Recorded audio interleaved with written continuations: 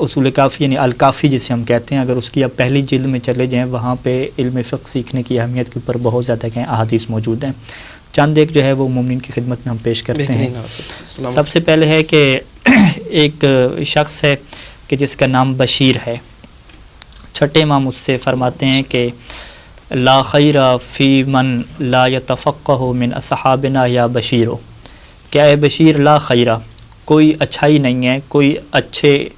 اچھائی یعنی کوئی اچھے نام کی کوئی چیز ہی نہیں ہے، فی من اس بندے میں کہ لا یتفقہ من اصحابنا، کہ جو ہے تو ہمارے اصحاب میں سے ہے، تو ہمارے چاہنے والوں میں سے، لیکن وہ فقہ نہیں سیکھتا۔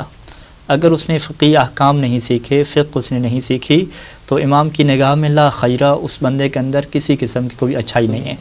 اور عربی جاننے والے یہ جانتے ہیں کہ لا خیرہ میں جو لا ہے یہ ایک نکرہ کے اوپر داخل ہوا ہے، اور جب یہ لا نکرہ کے اوپر داخل ہو جائے تو اس میں ہر قسم کی نفی ہو جاتی ہے، یعنی کسی بھی قسم کی اس بندے کے اندر آپ اچھائی کو نہیں محسوس کر سکتے۔ یعنی ہم یہ کہہ سکتے ہیں کہ ایک انسان ہے، ماشاءاللہ سے اس کا اخلاق بہت اچھا ہے، وہ انسانوں کی مدد کرتا ہے، انسانیت کا بڑا دل میں درد رکھتا ہے، اور ہمیشہ بہت اچھا انسان ہے، لیکن اگر وہ فقہ محمد و آل محمد نہیں جانتا تو صادق آل محمد کی نگاہ میں اس بندے کے اندر کوئی خوبی نہیں ہے۔ اور پھر روایت میں امام نے آگے فرمایا کہ ان الرجل منہم اذا لم یستغن بفقہہ احتاج الیہم، کہ اے بشیر، جب ہمارے صحاب میں سے ایک بندہ اپنے فقہی احکام کو نہیں سیکھتا، اس کو سیکھ کر بے نیازی اختیار نہیں کرتا، تو پھر وہ ہمارے جو مخالف مذہب والے ہیں ان کی طرف مجبور ہو جاتا ہے، مخالفین کی طرف۔ اور پھر ہوتا کیا ہے کہ فَإِذَا احْتَاجَ إِلَيْهِمْ أَدْخَلُوهُ فِي بَابِ ضَلَالَتِهِمْ وَهُوَ لَا يَعْلَمُ،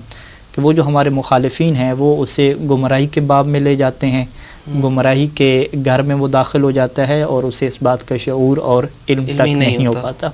یعنی صادق آل محمد یہ فرماتے ہیں کہ اگر آپ فقہ نہیں سیکھتے تو سب سے بڑا نقصان کیا ہوتا ہے، آپ باب ضلالت یعنی گمراہی کے دروازے میں داخل ہو جاتے ہیں، اور اس کی وجہ کیا ہے کہ آپ بہت ساری چیز کو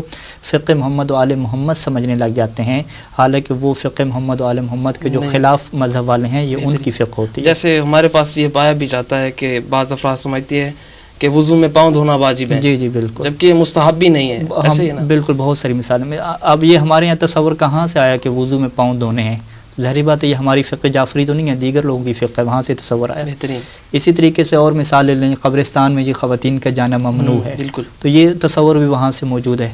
یعنی آپ بہت ساری ایسے مسائل دیکھتے ہیں بہت سارے معاشرے جو ہمارے نہیں ہوتے لیکن سمجھ رہے ہوتے ہیں لوگ، یہ سمجھ رہے ہوتے ہیں کہ یہ ہمارے مسائل ہیں۔ تو یہ وہی مشکل تھی کہ جو امام صادق علیہ السلام نے بشیر سے فرمائی تھی کہ اگر اس طریقے سے نہیں ہوگا تو پھر لوگ جو ہے وہ دیگر فقہوں میں داخل ہونے لگ جائیں گے جو یقیناً گمراہی ہیں، باب ضلالت ہیں۔ اور اسی وجہ سے جو ہے وہ اس روایت میں ہے کہ جس میں امام صادق علیہ السلام فرمایا کرتے تھے کہ تفقہوا فی الدین فإنہ من لم یتفقہ منکم فی الدین فہو اعرابی،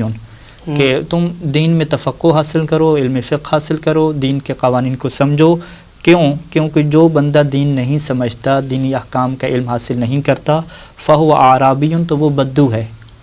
یعنی اس سے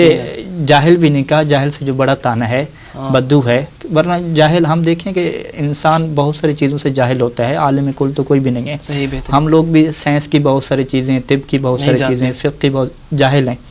جاہل ہونا عیب نہیں ہے، اس جہالت کے بعد بدو پن کرنا کہ وہ انسان جو ہے وہ بالکل وحشی قسم کے انسان ہو جائے اور کسی چیز کو نہ سیکھے، وہ کیا ہے، عیب ہے۔ اسی وجہ سے امام صادق علیہ السلام اسے جاہل نہیں کہتے تھے، اسے عربی کہتے تھے، وہ شخص کیا ہے، بدو ہے۔ اور اتنی اس کی جو ہے وہ سخت مذمت ہے کہ جو بندہ فقہ نہیں سیکھتا۔ ایک روایت اور بھی آپ کی خدمت پیش کرتا چلوں کہ امام نے فرمایا تھا کہ وَلَا تَكُونُوا أَعْرَابًا، تم بدو نہ بننا، کیوں؟ فَإِنَّهُ مَن لَمْ يَتَفَقَّهْ فِي دِينِ اللَّهِ لَمْ يَنظُرُ اللَّهُ إِلَيْهِ يَوْمَ الْقِيَامَةِ وَلَمْ يُزَكِّ لَهُ عَمَلًا، کہ جو تم میں سے فقہ نہیں سیکھتا پھر ہوگا کیا کہ قیامت کے دن اللہ اس کی طرف نہیں دیکھے گا، صحیح، اور اس نے جتنا بھی عمل کیا ہے لم یزکہ، اس عمل کا تزکیہ نہیں ہوگا، یعنی عمل کو قبول ہی اللہ نہیں فرمائے گا،